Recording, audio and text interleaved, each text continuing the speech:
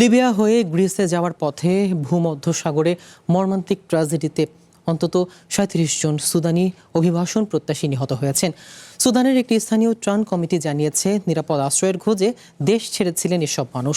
নিহতদের মধ্যে বেশ কয়েকজন নারী ও শিশু রয়েছে, যার মধ্যে 7 মাসের এক শিশুকন্যাও রয়েছে।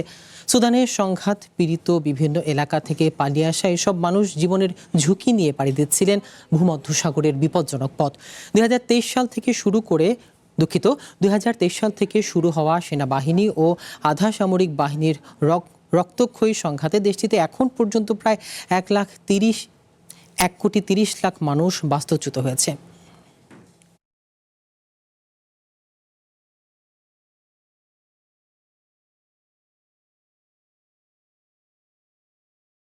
নগদ নিয়ে এলো হার না মানা হার অফার।